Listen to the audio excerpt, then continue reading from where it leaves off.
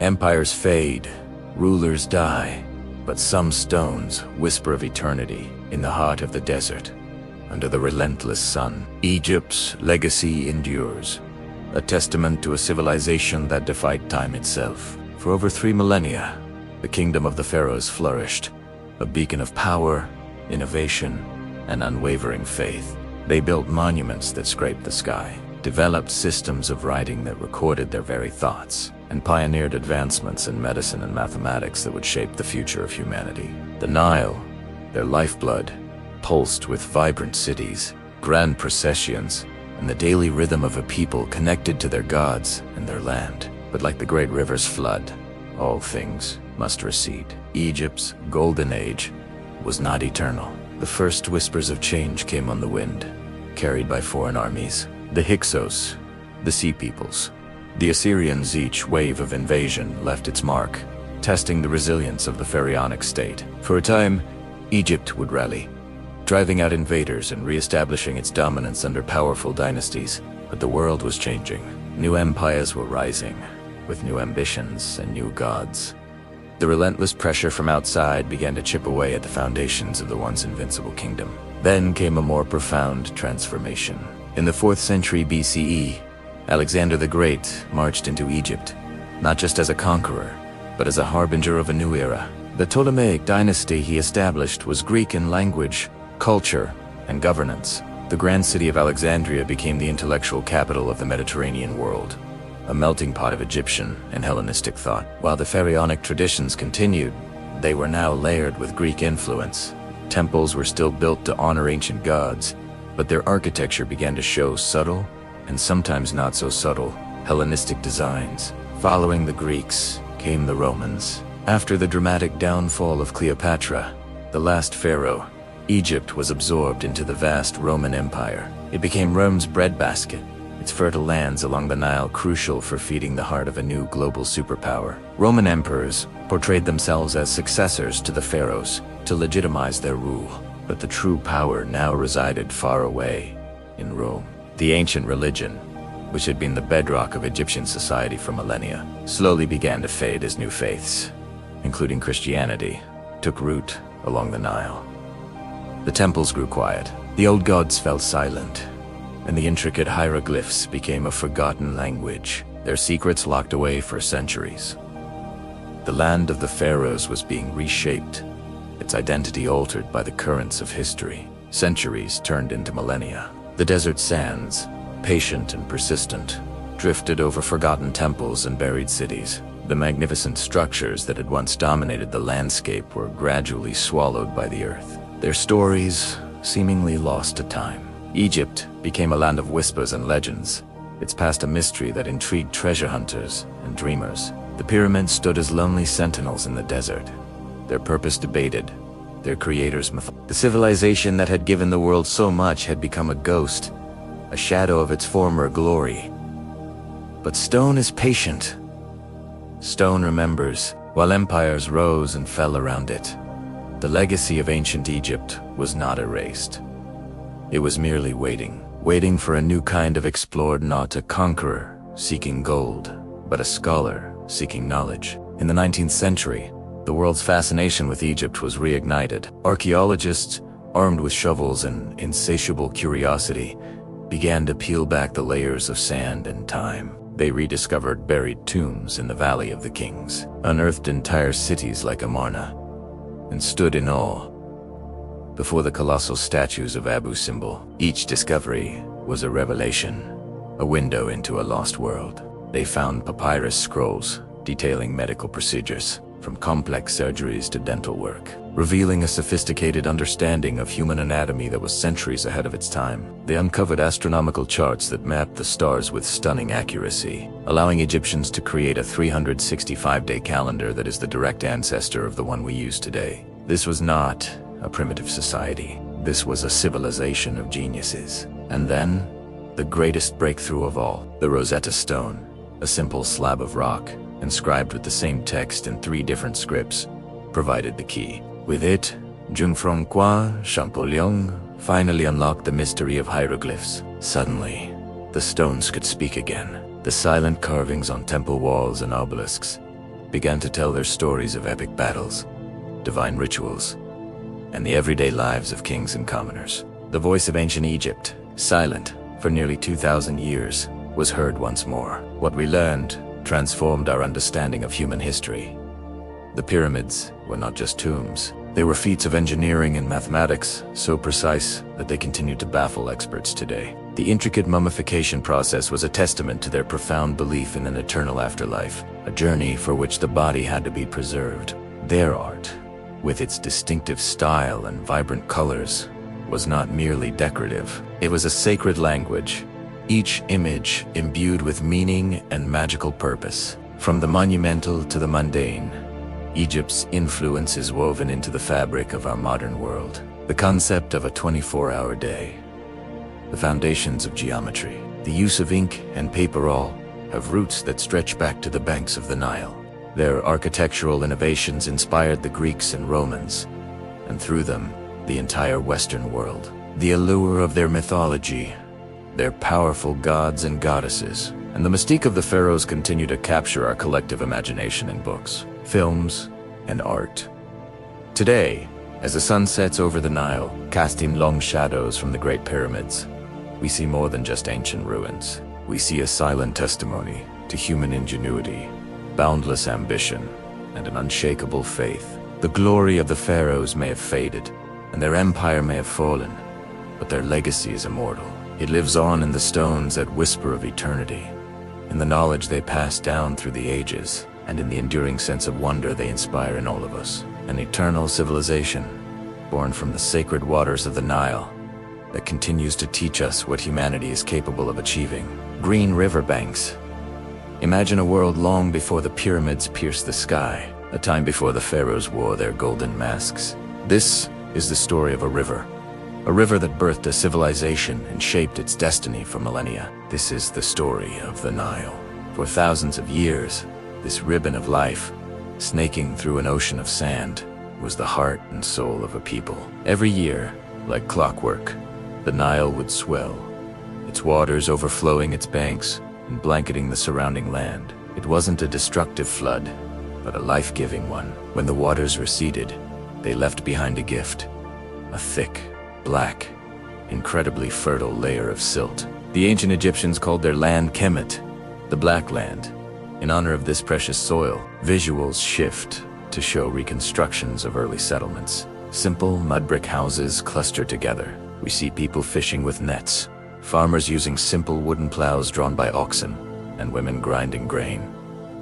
In this fertile paradise, the first seeds of civilization were sown. People gathered, building homes from the very earth beneath their feet. They learned to read the seasons, to predict the flood, and to harness its power. They cast their nets into the river's bounty and planted their crops in its rich soil. Life was tied to the rhythm of the water. The Nile was their clock, their calendar, their provider. It was the highway that connected communities, allowing trade and ideas to flow as freely as its current. It was in these humble villages along the riverbank that the foundations of one of the world's greatest empires were laid, brick by humble mud brick. This wasn't just a place to live. It was the cradle of a culture that would one day astound the world. The scene transitions dramatically. Majestic music begins to swell. We see images of iconic pharaohs in full ceremonial dress, the double crown of a unified Egypt, holding the crook and flail, adorned with gold and lapis lazuli.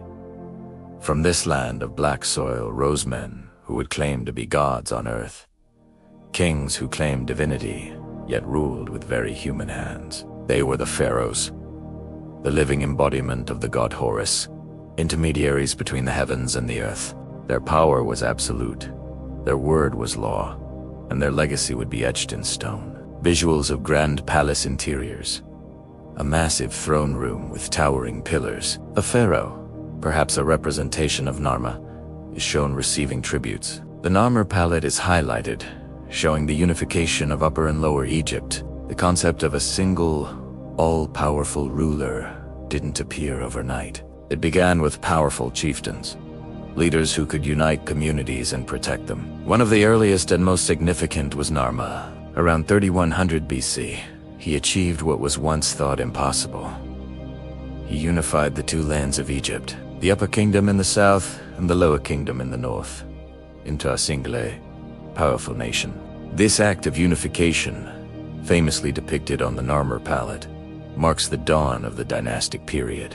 The pharaoh was no longer just a local king. He was the lord of the two lands, a title that would echo through 3,000 years of history. The scene shifts to the Giza plateau. The Great Pyramid of Khufu dominates the screen. We see animated graphics illustrating the immense scale of the construction, with thousands of workers quarrying, transporting, and placing massive stone blocks. With centralized power came monumental ambition. Enter the age of the pyramid builders. Pharaoh Khufu, a ruler of the Old Kingdom's 4th dynasty, commissioned a tomb that would stagger the imagination for all time. The Great Pyramid of Giza. For 20 years, a nation toiled.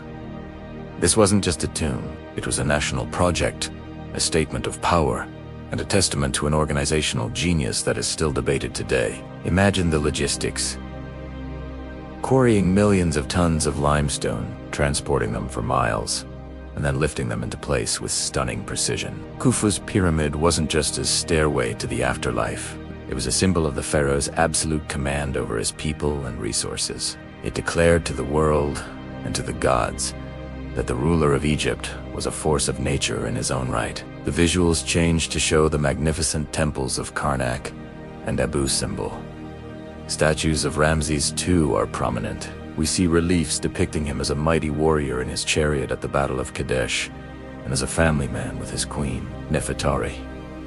Centuries passed, dynasties rose and fell, but the power of the pharaoh endured, and few wielded that power with more flair and impact than Ramses II, often called Ramses the Great. He ruled during the New Kingdom for an astonishing 67 years, a period of immense prosperity and military might. Ramses wasn't just a ruler, he was a master of propaganda. He built on an unprecedented scale, plastering his name and image on temples and monuments across Egypt. From the colossal statues at Abu Simbel to the sprawling temple complex at Karnak, he famously documented his victory at the Battle of Kadesh, portraying himself as a lone warrior hero, even though the battle was more of a strategic stalemate. But the story was what mattered. It reinforced his image as a divine protector of Egypt. Yet, he was also a master diplomat, eventually signing the world's first known peace treaty with his rivals, the Hittites. Ramses II understood that power wasn't just about winning wars. It was about building a lasting legacy, crafting an image of strength and stability that would last for eternity. He fathered over 100 children, ensuring his lineage. And when he finally died in his 90s, he left an Egypt that was powerful, stable, and indelibly marked with his name. The camera pans back out, showing the Nile flowing past the ruins of ancient temples and the silhouettes of pyramids at sunset. The view slowly fades, returning to the simple, timeless image of the river. From the fertile mud of the Nile to the golden thrones of power. The story of ancient Egypt is a story of divine ambition and human ingenuity. The pharaohs, who saw themselves as gods, were driven by the very human desires for legacy, control, and immortality. They harnessed the wealth of the land and the will of a nation to build a civilization that was as enduring as the river that gave it life. Their world of gods and gold, of pyramids and power, continues to captivate us, a distant echo from a time when kings walked as gods among men, all under the watchful gaze of the eternal Nile. We're traveling back in time, way back, to a land of sun-scorched sands and a life-giving river, before the pyramids pierced the sky, before legendary pharaohs wore their crowns. One mighty force shaped one of the greatest civilizations the world has ever known. I'm talking, of course, about the Nile River, the true cradle of ancient Egypt.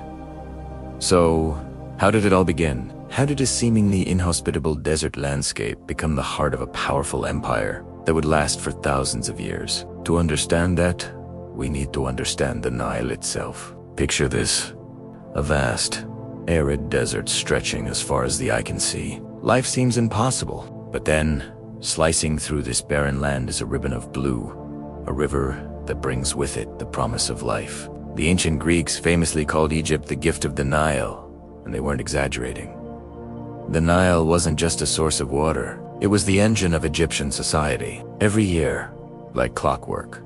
The river would flood its banks. Now, a flood might sound like a disaster, but for the early Egyptians, it was a miracle. When the floodwaters receded, they left behind a thick layer of incredibly fertile black silt. Teas-rich soil, which they called Kemet, the Black Land, was perfect for farming. This annual gift of fertile land meant that the early Egyptians didn't have to wander in search of food. They could settle down, plant crops like wheat and barley, and build permanent homes. They learned to predict the flood's arrival by observing the stars, particularly the star Sirius, which marked the beginning of their new year. This predictability gave them a sense of order and stability in a world that was often chaotic. It allowed them to plan, to store surplus food, and for their population to grow. The desert surrounding the Nile Valley, known as Desert, the Red Land, also played a crucial role. While it was harsh and unforgiving, it acted as a natural barrier. The vast expanses of sand protected the fledgling settlements along the river from invaders,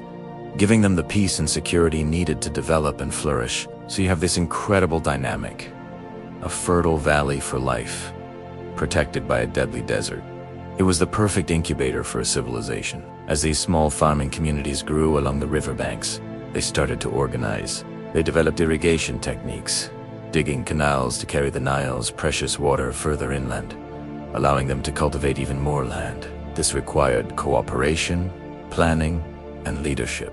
Slowly, these small villages began to merge, forming larger territories called nomes. Each nome had its own ruler and its own local deities. This was the scene around 3100 BCE. Egypt was a patchwork of these small states, broadly divided into two main kingdoms: Upper Egypt in the south, a long, narrow valley, and Lower Egypt in the north, centered around the sprawling, fan-shaped Nile Delta.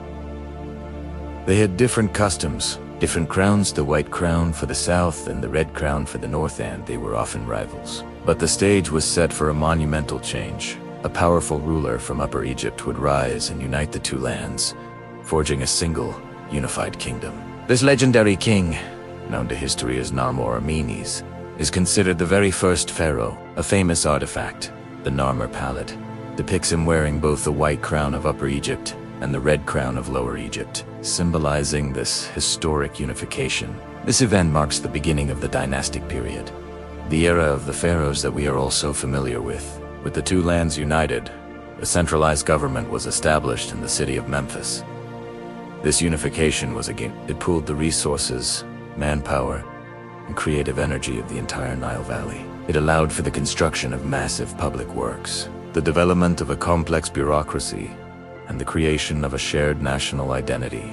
The pharaoh was now seen as more than just a king. He was a living god, the intermediary between the heavens and the earth. His primary duty was to maintain Mat, the concept of cosmic order, truth, and justice. This included ensuring the Nile flooded on time, that the harvests were plentiful, and that the kingdom was protected. The entire state was organized around this central, divina figure. From this foundation, everything we associate with ancient Egypt began to take shape. They developed one of the world's first writing systems, hieroglyphics, initially to keep track of taxes and grain storage. They became masters of stoneworking, engineering, and mathematics skills that would soon be put to the ultimate test in building monuments that would defy time itself. Their religious beliefs became more complex, centered around a pantheon of gods and a profound belief in an afterlife, which in turn drove their elaborate burial practices. So, when you look at the majestic pyramids of Giza or the golden mask of Tutankhamun, remember where it all started. It wasn't born from a grand plan or a sudden stroke of genius. It grew organically and powerfully from the black mud of the Nile.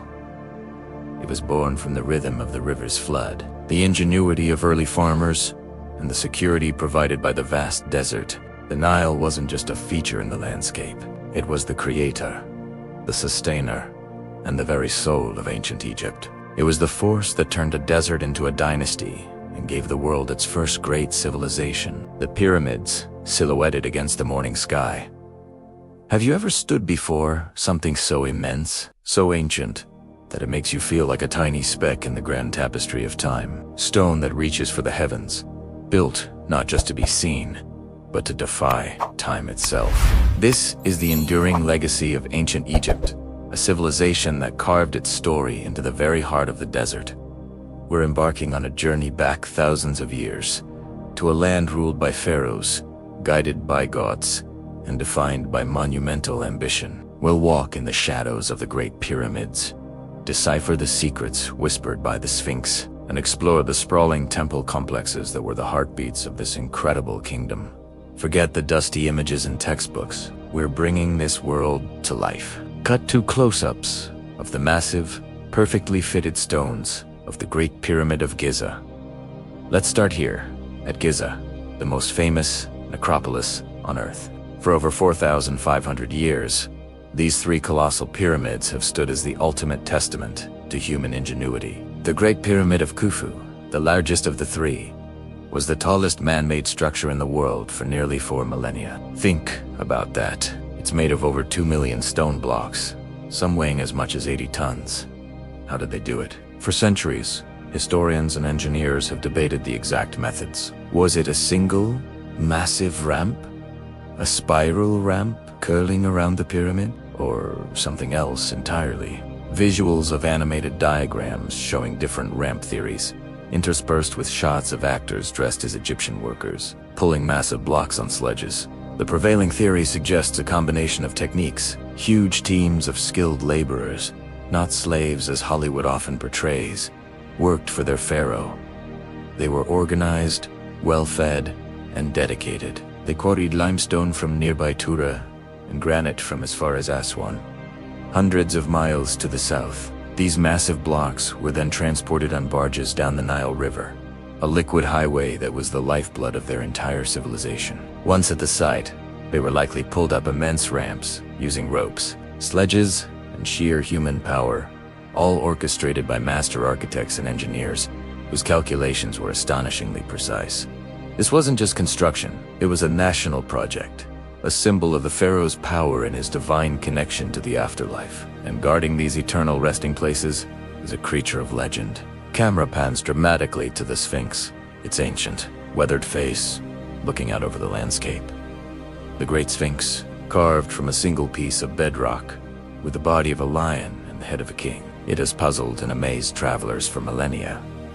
Who does it represent? Most Egyptologists believe it's the face of Pharaoh Khafre, the builder of the second pyramid. It stands as an eternal guardian, a silent watcher over the sacred plateau. Imagine seeing this for the first time, not as a tourist attraction, but as an ancient Egyptian, believing it was a manifestation of divine power, a protector of your king's journey into the afterlife. The sheer scale and mystery of it are humbling. Transition to Karnak Temple, with shots of the massive columns in the hypostyle hall. But the pharaoh's architectural ambitions didn't end with their tombs. They built homes for the gods that were just as, if not more, spectacular. Welcome to Karnak, one of the largest religious complexes ever built in the world. This wasn't just a temple, it was a city of gods. For over 2,000 years, successive pharaohs added to it, each trying to outdo the last. Obelisks, shrines, pylons, and a sacred lake. It's a labyrinth of devotion. Its most breathtaking feature is the great hypostyle hall. Imagine walking through a forest of stone, 134 massive columns, each one intricately carved with hieroglyphs, tower over 70 feet high. When you stand here, you are dwarfed.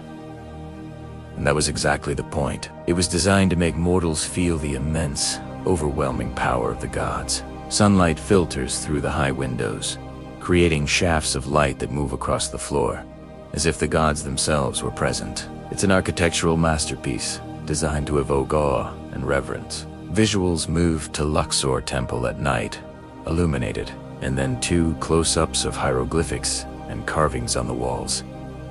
A few miles south, connected by an avenue of sphinxes, lies Luxor Temple. Unlike Karnak, which was primarily dedicated to the god Omen-Ra, Luxor was the center of a grand festival, the Opet Festival.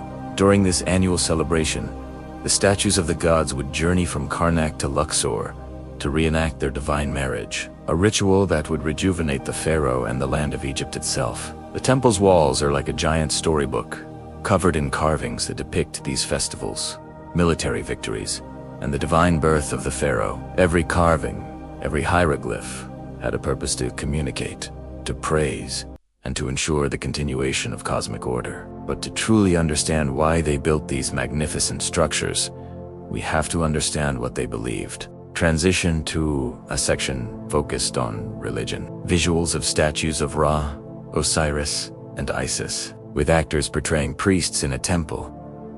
For the ancient Egyptians, religion wasn't a part of life.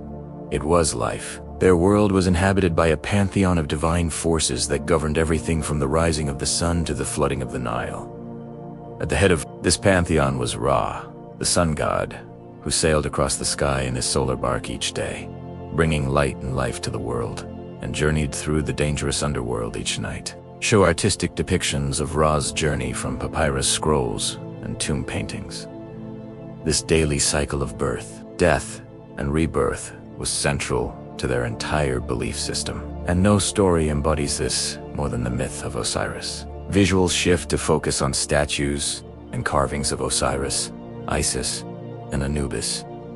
Osiris, the just and benevolent king, was murdered by his jealous brother, Set. His body was dismembered and scattered across Egypt. His devoted wife, Isis, a powerful magician, painstakingly searched for and reassembled his body. With the help of Anubis, the jackal-headed god of mummification, she brought Osiris back to life. However, he could no longer rule in the world of the living. Instead, he became the ruler of the underworld, the Duet, and the judge of the dead. This myth was the foundation of their beliefs about the afterlife. Death wasn't an end, but a transition to another, eternal existence.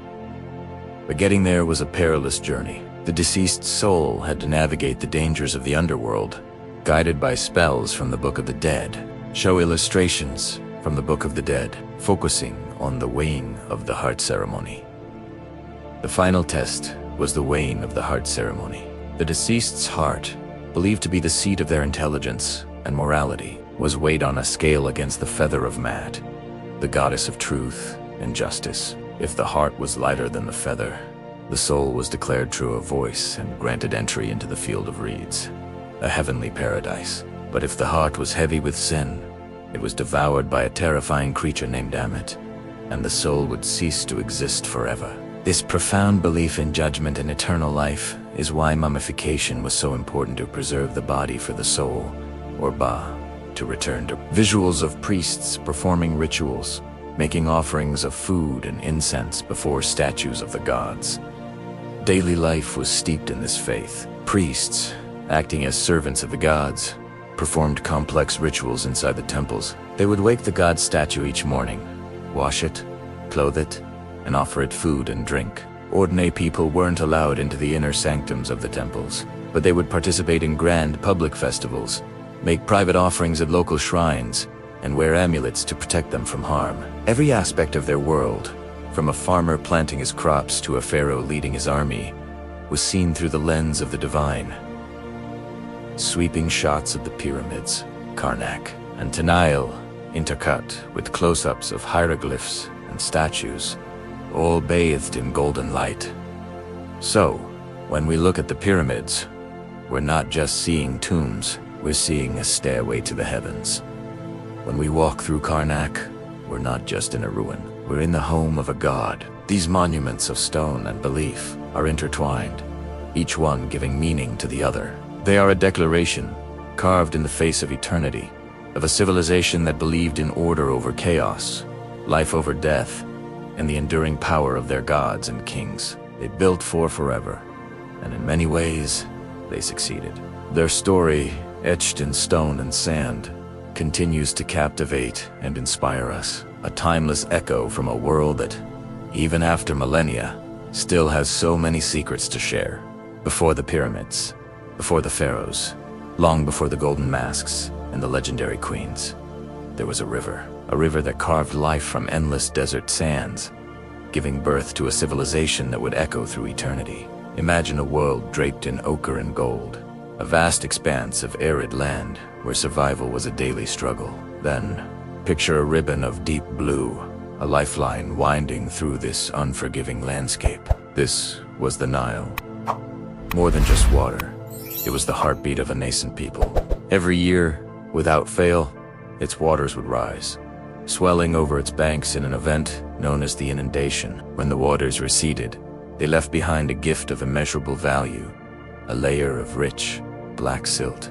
This fertile soil, Kemet, or the Black Land, was the foundation upon which everything else was built. In the beginning, life was simple. Small communities gathered along the river's edge, their homes built from the very mud the Nile provided. These weren't grand palaces, but humble mud-brick dwellings, clustered together for safety and cooperation. Here, the earliest Egyptians learned to work with the rhythm of the river. They became farmers, casting seeds into the fertile ground, their lives governed by the cycles of flood and harvest. They weren't just surviving, they were beginning to thrive. With a reliable food source, populations grew. These small villages slowly transformed into more complex settlements. This agricultural revolution was the first domino to fall. With surplus food came the luxury of time and specialization. Not everyone had to be a farmer anymore. Artisans emerged, crafting pottery, not just for function, but with an eye for beauty. Toolmakers refined their skills, creating more efficient implements from stone and, eventually, copper. Fishermen plied the Nile's waters in boats made of papyrus reeds, their catches adding to the growing prosperity. This diversification of labor was a crucial step. It created a web of interdependence, binding these communities together into a larger social fabric. They began to see themselves not just as a village, but as part of a collective identity, a people of the Nile. As these societies grew more complex, so did their needs. Managing the annual flood wasn't just about waiting for the water to recede. It was about controlling it. The early Egyptians developed sophisticated irrigation systems, digging canals and creating basins to channel the life-giving water further into the desert, expanding their farmlands. This required organization, planning, and leadership. It was in managing the Nile that the first seeds of governance were sown. Leaders emerged, individuals who could coordinate these large-scale public works, settle disputes, and ensure the community's resources were distributed fairly. These were the first whispers of a state, the precursors to the powerful pharaohs who would one day command armies and build monuments to the gods. This growing order was reflected in their spiritual beliefs. The Nile wasn't just a physical entity, it was a divine force. They saw gods in the sun that nourished their crops, in the river that gave them life, and in the sky above, his generosity ensuring their survival. Ra, the sun god, sailed across the sky each day, a symbol of order and rebirth. These beliefs provided a framework for understanding their world, a shared cosmology that united the people from north to south. Priests, as interpreters of the divine will, became powerful figures, their temples evolving into centers of wealth, knowledge, and political influence. They studied the stars to predict the flood, developing early forms of astronomy and calendrics. This knowledge was power, reinforcing their authority in the structured hierarchy of this emerging civilization. From these simple riverside communities, two distinct kingdoms began to coalesce. Upper Egypt, in the south, and narrow valleys stretching along the Nile, and Lower Egypt in the north, where the river fanned out into a lush, green delta. For a time, they existed as separate entities, each with its own ruler, its own customs, and its own crown. The white crown for the south, the red crown for the north. But the river that had defined them also connected them. The Nile was a superhighway, facilitating trade and communication between these two lands. It was inevitable that they would one day become one. Around 3100 BC, a legendary king, known to history as Narmer or Menes, achieved the impossible. Through conquest or diplomacy, he unified Upper and Lower Egypt, forging a single, powerful nation. He wore the double crown, the puissant, symbolizing the unity of the two lands. This event, immortalized on the Narmer palette, one of the world's first historical documents, marks the dawn of the dynastic period. This was the true birth of Egypt as we know it. A centralized government was established. A capital city, Memphis, was founded. And the age of the pharaohs began. This unification unleashed a cultural and technological explosion. With the entire Nile Valley under a single ruler, Resources could be mobilized on an unprecedented scale. Writing, in the form of hieroglyphs, evolved from simple pictograms used for accounting into a sophisticated script capable of recording history, literature, and religious texts. This was a game changer. It allowed for complex administration over a vast kingdom and, more importantly, it allowed the Egyptians to speak across millennia, to tell their own story in their own words. The seeds of civilization, planted in the fertile mud of the Nile thousands of years earlier, had now blossomed into one of the most magnificent cultures the world has ever known. The humble mud brick villages gave way to towering temples of stone. The local chieftains were replaced by divine kings, and the simple desire to control the floodwaters would eventually lead to the engineering marvels of the pyramids, testaments to a belief in eternity, built by a people who had learned to master their world. The Nile had not just given them life, it had given them a destiny. It had created a civilization so enduring, so innovative, and so profound that its legacy continues to captivate and inspire us to this day. The river's gift was not just the Black Land, but the very idea of civilization itself. Before the pyramids, before the pharaohs, before the sprawling temples we see today, there was a river. This river, the Nile, wasn't just a body of water. It was the lifeblood of a civilization that would shape the world. To understand how a river gave birth to an empire, imagine a vast desert, the Sahara, stretching for thousands of miles. It's a harsh, unforgiving landscape, but slicing right through it is a vibrant green ribbon of life. That ribbon is the Nile Valley. For the earliest inhabitants of this region, the contrast was stark and absolute. Away from the river, there was barren wasteland, but by the river, there was everything. The magic of the Nile was in its rhythm, its predictable annual flood. Every year, from June to September, heavy rains in the Ethiopian highlands would swell the river. It would overflow its banks, depositing a rich, black layer of silt across the floodplain. This silt was incredibly fertile, a natural fertilizer that renewed the land year after year. The ancient Egyptians called their country Kemet, which means the Black Land, in honor of this precious soil. Beyond it lay the Desert, the red land of the desert. This annual gift of fertility meant that agriculture wasn't just possible, it was extraordinarily productive. Early Egyptians didn't need complex irrigation systems at first. They simply planted their crops like emor, wheat, and barley in the moist, nutrient-rich soil left behind by the receding floodwaters. This reliable food source was the foundation upon which everything else was built. It allowed small, nomadic groups to settle down, forming permanent villages. These early settlements, dating back to before 5000 BCE, began to dot the banks of the Nile. They learned to work together to manage the water, to build granaries to store their surplus harvests. This cooperation and the need for organization planted the seeds of a more complex society. As populations grew, so did the need for leadership and rules. Small communities merged, forming larger territories known as nomes. Over centuries, these nomes consolidated into two major kingdoms: Upper Egypt in the south, a long valley stretching into the heart of Africa, and Lower Egypt in the north, where the Nile fanned out into a wide marshy delta before meeting the Mediterranean Sea.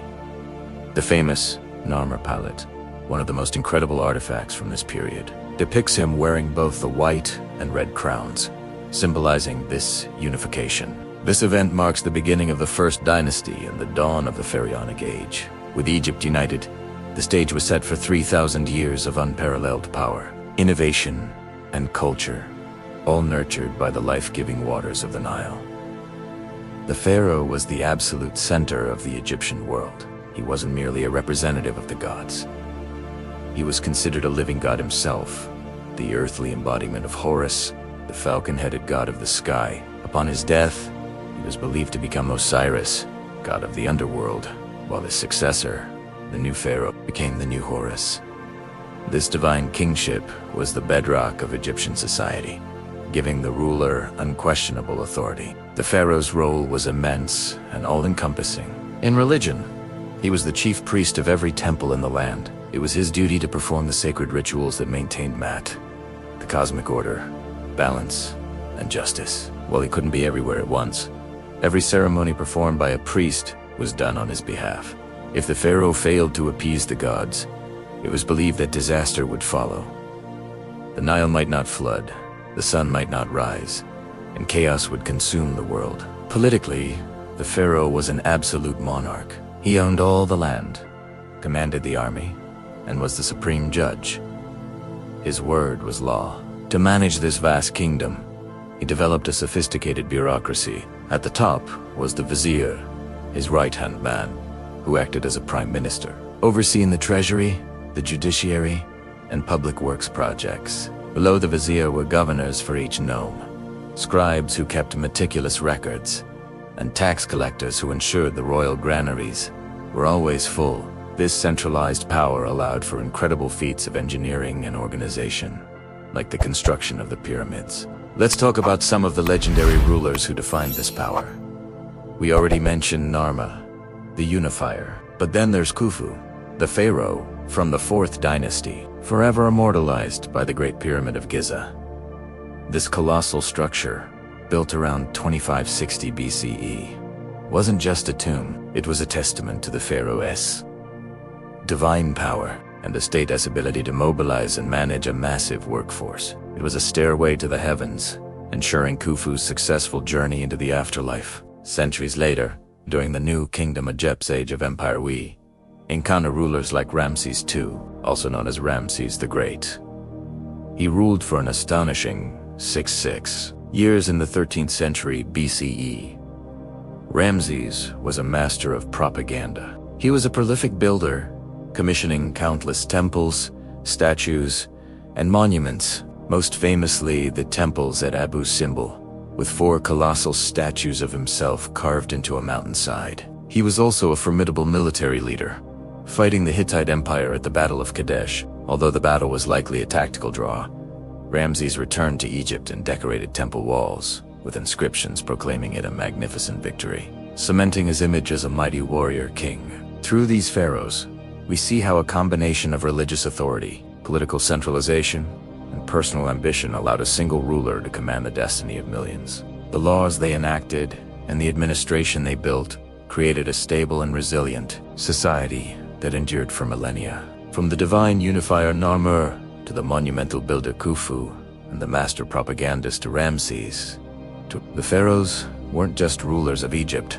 They were Egypt. Their power, born from the fertile banks of the Nile, shaped a civilization that continues to captivate us to this day. Not just to the golden sarcophagi of pharaohs, but to the very heart of ancient Egypt.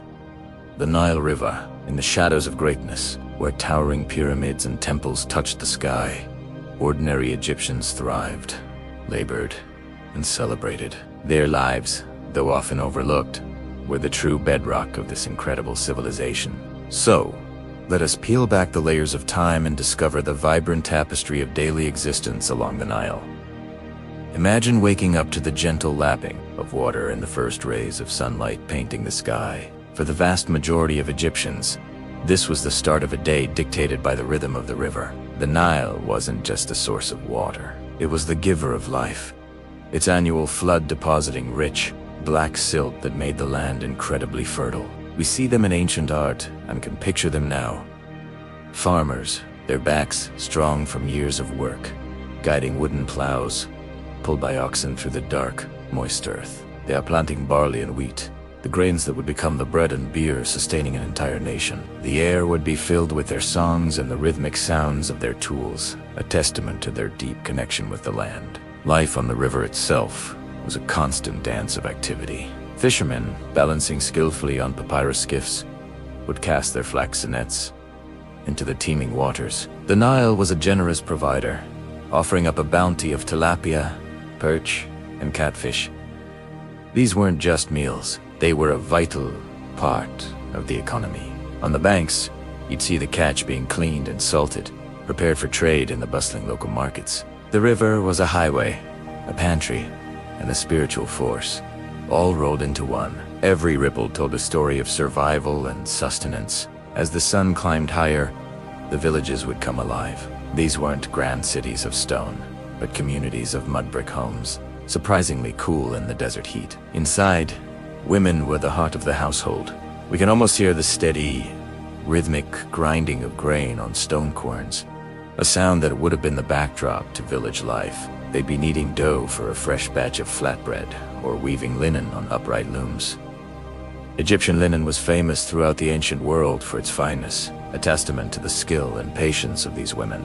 The walls of their homes might be simply decorated, perhaps with a painted pattern or a small niche for a household deity, a constant reminder of the spiritual world intertwined with their daily tasks. And what about the children? They weren't so different from kids today. Tomb paintings show them playing lively games, running and laughing. You'd see them playing Senet, a popular board game, or with carved wooden toys and clay dolls. They learned by watching their parents.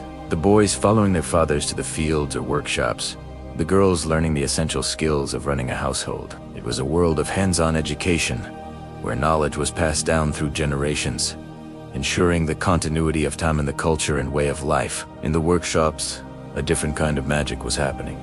Potters, their hands covered in Nile clay, would sit at their wheels, coaxing elegant jars, bowls, and pots into existence. These vessels were essential for everything, from storing water and grain to being used as burial goods. Nearby, carpenters would be at work, and scribes, a highly respected class, would be meticulously recording everything from tax collections to religious texts on papyrus scrolls. Every object, every record, was a piece of the puzzle, a snapshot of a complex and thriving society. But life wasn't just about the Nile and the villages. Beyond the river, the empire tested its might and ambition. We see them depicted in incredible detail on temple walls.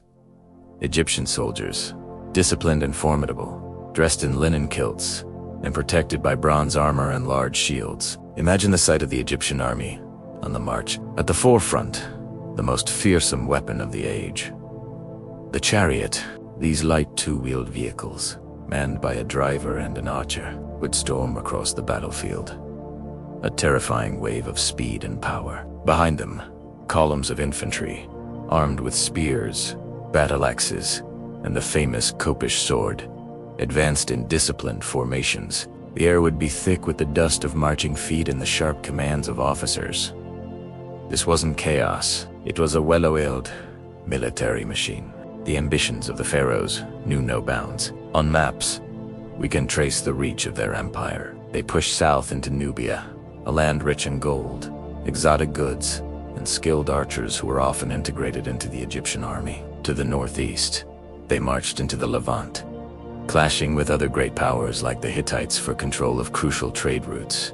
To the west, they secured their borders against Libyan tribes. These campaigns weren't just for glory. They were about securing resources, protecting trade, and maintaining Egypt's position as a dominant power in the ancient world. Warfare, however, was not the only tool of the state. Diplomacy was just as crucial. We have records, like the Amarna letters, that show the intricate web of communication between the pharaoh and other rulers. Imagine the pharaoh, seated on his throne, dictating a letter to a scribe, negotiating a treaty with a rival king, or arranging a diplomatic marriage to cement an alliance. Pharaohs were not just distant gods. They were active commanders-in-chief and master diplomats. They would personally inspect their borders, oversee the construction of fortresses, and reward their victorious generals with golden land. They were the ultimate guarantors of Mat, the divine order and justice that underpinned all of Egyptian civilization. From the farmer tending his crops to the soldier defending the border, every individual played a role in this grand, enduring story. It was a civilization built on the harmony of daily life and the strength of imperial ambition, all flowing from the life-giving waters of the Nile. The greatness of Egypt is found not only in its pyramids and gold, but in the resilience, skill, and spirit of its people. Have you ever wondered what lies beyond the shimmering sands of Egypt? Beyond the iconic pyramids and the watchful Sphinx? For centuries, we've been captivated by the mysteries of the pharaohs, their tombs laden with gold, and their enigmatic gods. But the story of ancient Egypt is not just one of internal splendor. It's a saga of conquest, diplomacy, and an empire that stretched its grasp far beyond the banks of the mighty Nile. This is the story of an empire testing its might and ambition, a tale written not just in stone, but in the blood, sweat, and strategy of a civilization at the peak of its power. Transition to visuals of Egyptian soldiers in bronze armor, chariots, and battle formations. To build an empire, you need an army, and the Egyptian army was a force to be reckoned with. Imagine the scene. Thousands of soldiers, their bronze armor and white linen kilts a stark contrast against the desert landscape. These weren't just farmers with spears. This was a professional, disciplined fighting force. The backbone of this army was the infantry. Formed into tight divisions, they marched under the banner of their chosen god Samanra, Kata, armed with the deadly kopish, a sickle sword that could hook an enemy's shield, and protected by large, painted shields. They were a wall of trained lethality. Behind them, the archers, masters of the composite bow, prepared to rain down a storm of arrows upon their foes. Their skill was legendary, capable of piercing armor from a distance and sowing chaos before the main battle even began. But the true game-changer, the symbol of Egyptian military might, was the chariot. These were the tanks of the ancient world, sleek, lightweight, and incredibly fast. Each was manned by a skilled driver and an archer or spearman. They weren't used for clumsy head-on charges. Instead, they were a mobile weapons platform, racing across the flanks of an enemy army, showering them with arrows, creating confusion and disrupting formations. A squadron of Egyptian chariots sweeping across the battlefield was a terrifying and often decisive sight. Show animated maps illustrating Egypt's expansion. With this formidable military machine, the pharaohs looked outward. To the south lay Nubia, a land rich in gold, ivory, and exotic goods. It was a vital source of wealth and manpower. Pharaohs like Thutmose the First and Thutmose III led relentless campaigns, pushing the borders of Egypt deep into Nubian territory. They didn't just conquer, they colonized. They built massive forts and temples, projecting Egyptian power and culture, ensuring the flow of Nubian gold continued to fill the pharaoh's coffers. These conquests weren't just raids, they were strategic annexations to fuel the imperial economy. To the northeast, across the Sinai Desert, lay the Levanta crossroads of civilizations and a constant source of conflict. Here, Egypt clashed with other great powers of the age, like the Mitanni and the Hittites. The legendary Battle of Kadesh, fought by Ramses the Great against the Hittites, is one of the most well-documented battles in ancient history. Thousands of chariots clashed in a desperate struggle for control of Syria. While Ramses famously portrayed it as a stunning personal victory on his temple walls, the reality was more complex. It was a brutal stalemate that showcased the limits of military power alone. And what did this battle lead to? Not more war, but diplomacy. The conflict with the Hittites eventually culminated in one of the world's first recorded peace treaties. Engraved on silver tablets, it was a masterclass in ancient statecraft, defining borders, creating a defensive alliance, and even arranging for royal marriages to seal the deal. This shows us that the pharaohs were not just warmongers. They were shrewd politicians who understood that a treaty could be just as powerful as an army. They would inspect their borders, not just with generals, but with diplomats, negotiating with local Canaanite princes and Bedouin chieftains, using a mix of intimidation and tribute to maintain a fragile peace. To the west, the arid lands of Libya were home to nomadic tribes who periodically threatened the fertile Nile Delta. Pharaohs like Ramses III fought major defensive wars to push these sea peoples and Libyan tribes back, building a network of fortresses to secure the western frontier. For Egypt, empire wasn't just about expansion. It was about protecting the heartland that was the source of all its wealth and power. Through a combination of military supremacy, strategic colonization, and shrewd diplomacy, the New Kingdom pharaohs forged a vast and powerful empire. It stretched from the mountains of Syria to the heart of Africa, a multicultural domain controlled from the magnificent cities of Thebes and Memphis. For nearly 500 years, Egypt was the undisputed superpower of the ancient world. But as history teaches us, no empire lasts forever. Transition to visuals of abandoned temples, desert sands covering ruins, and Greco-Roman influences.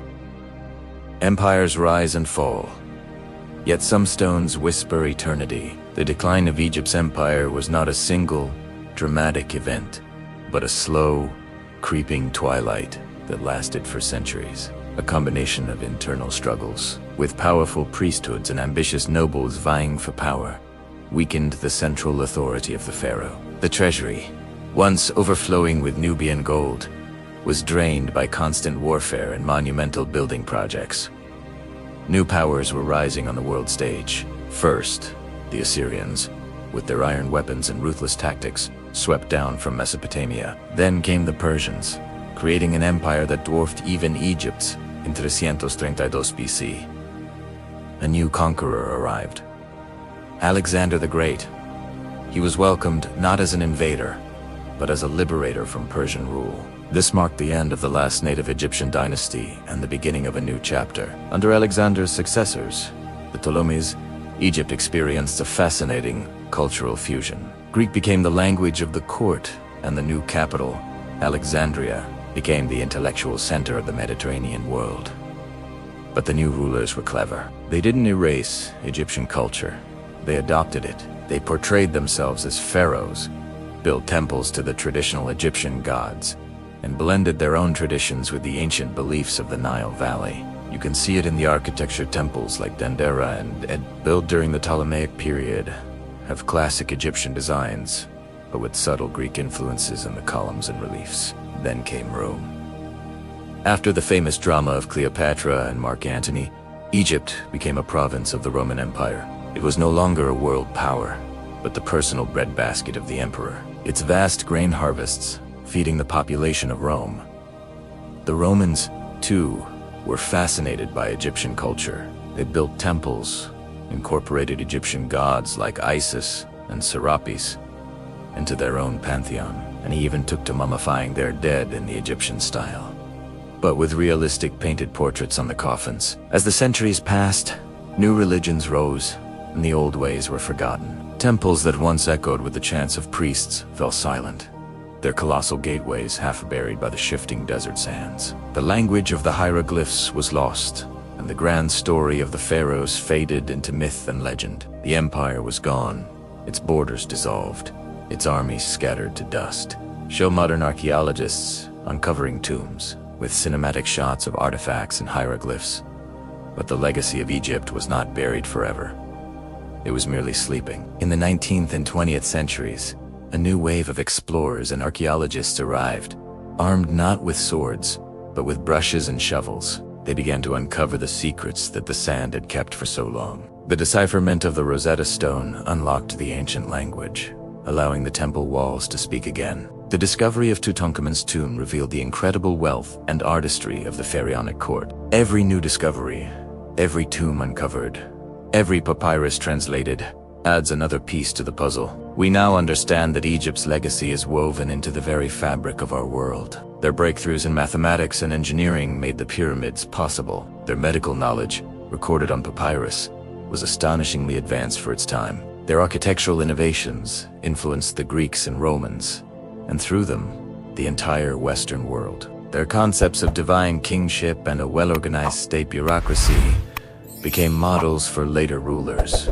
So, when we gaze upon the pyramids or walk through the grand halls of Karnak Temple, we are not just looking at the relics of a dead civilization, we are witnessing the foundations of our own. The Egyptian Empire may have fallen, but its influence is eternal. Its stones still whisper their stories to those who are willing to listen. Thank you so much for joining us on this journey through the age of the Egyptian Empire. If you found this story as fascinating as we do, please consider liking this video and subscribing to our channel for more deep dives into the world's greatest histories. Let us know in the comments which aspect of ancient Egypt you'd like us to explore next. Until then, keep asking questions and keep exploring.